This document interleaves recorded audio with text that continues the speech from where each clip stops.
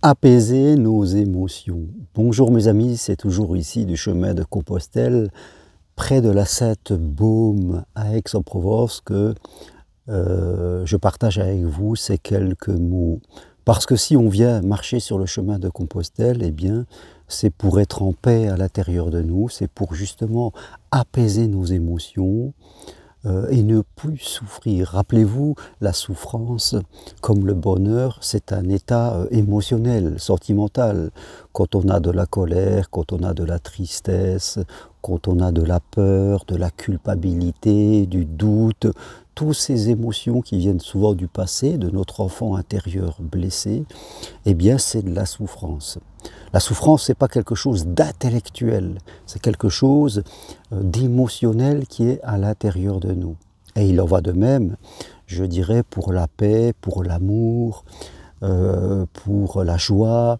Toutes ces émotions qui sont aussi des émotions du bien-être, du bonheur, sont à l'intérieur de nous, dans ce qu'on appelle notre inconscient, qui est notre mémoire, on peut dire. Alors, tout dépend de notre passé. Est-ce qu'à l'intérieur de ma mémoire, dans mon disque dur interne, j'ai pu, en tout cas, me construire de la sérénité, de la paix, parce que je sais que comment je serai à l'intérieur de moi, eh bien, ça va rejaillir à un moment ou à un autre dans la vie.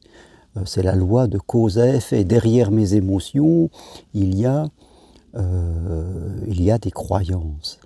Par exemple, quelqu'un qui ressentirait une culpabilité, alors est-ce que c'est important quand on évolue dans son intelligence émotionnelle de savoir écouter ses émotions et à un moment, ne pas être dominé par elles, surtout pas, de savoir les comprendre, parfois les écouter et parfois ne pas les écouter et savoir tout doucement les changer. On change ses émotions, en changeant la croyance qu'il y a derrière l'émotion. Si quelqu'un ressent de la culpabilité parce que on lui a toujours dit il ne faut pas penser à soi, il faut penser aux autres, et que la personne cherche à évoluer et puis qu'elle pense un peu plus à elle de façon juste, elle risque de ressentir de la culpabilité, mais ce sera une culpabilité fausse, parce qu'elle sera basée sur la croyance qui vient juste avant.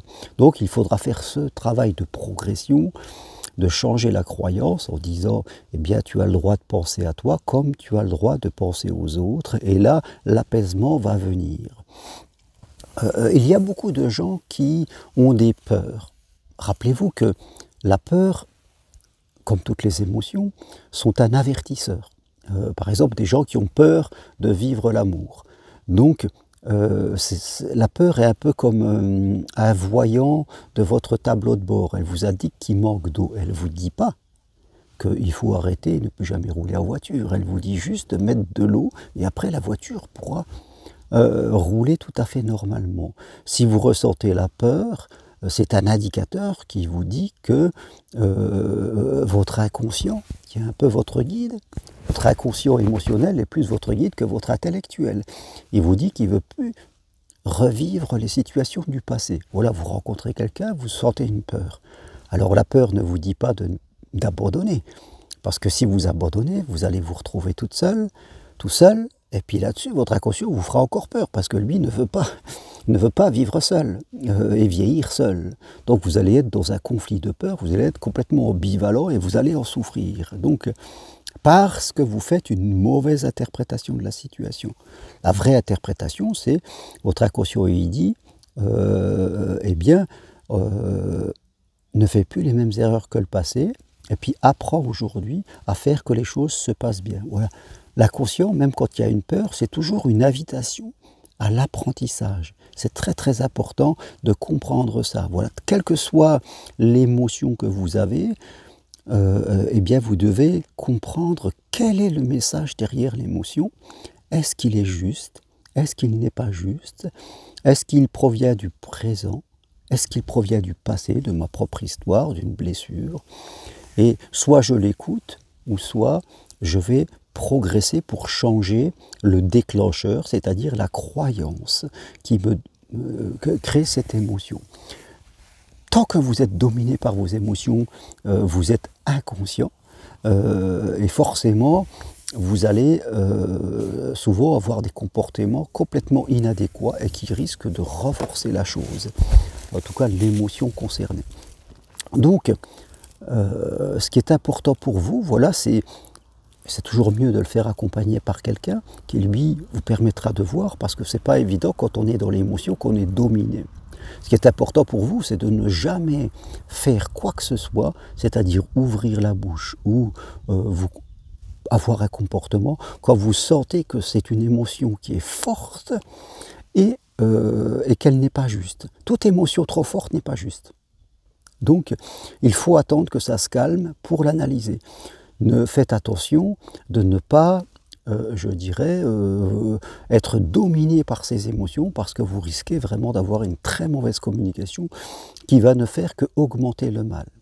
Là aussi, quand vous avez des émotions, essayez de les exprimer toujours en étant calme et apaisé, et ne pas les refouler par peur. Parce que là aussi, on va entretenir le pétage de câble, comme on dit, qui interviendra. Et chaque jour qui passe, mes amis, vous devez entretenir votre paix intérieure. Et moi, je l'entretiens en venant ici marcher sur le chemin de Compostelle, dans la nature, avec le silence, avec le calme. Eh bien, quand le silence est à l'extérieur de nous, il va se construire à l'intérieur de nous, tout doucement. Chaque matin, je médite, je prie, je le fais plusieurs fois par jour.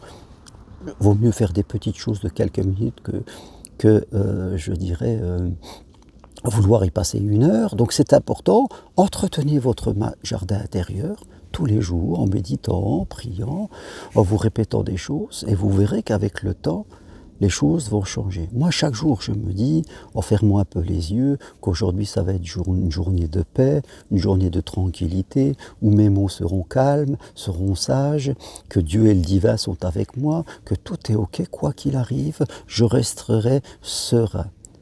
Vous voyez, j'entretiens chaque jour, et je le fais le matin, le midi et le soir. Donc, c'est important pour vous, parce que rappelez-vous, s'il y a une instabilité à l'intérieur de vous, à un moment, vous aurez une instabilité à l'extérieur. Et si ça se calme à l'intérieur de vous, si vous avez de meilleures émotions, donc de meilleures croyances derrière, à un moment, ça va se répercuter dans votre vie. Voilà ce que je voulais partager avec vous aujourd'hui. Si vous voulez aller plus loin, prenez un rendez-vous avec moi. Investissez sur vous, rendez-vous aux visioconsultations à distance de chez vous. N'hésitez pas à dépenser quelques euros pour votre bien-être et votre évolution. C'est tout aussi important que votre abonnement téléphonique. Venez marcher sur le chemin de Compostelle. Prochaine marche vers Conques en juin. Il reste 2 places. Et sinon, la prochaine d'après, c'est vers Rocamadour, fin juillet, début août. Demandez-moi les programmes. Et maintenant, si vous voulez gagner votre vie en tant que psychopraticien professionnel, écrivez-moi, je vous envoie mon programme de ma formation 100% individuelle. C'est un coaching de reconversion professionnelle, et je me ferai un plaisir de faire de vous un accompagnant compétent et demandez toutes les infos sur mon site germainroucari.com. Merci, à très bientôt, au revoir.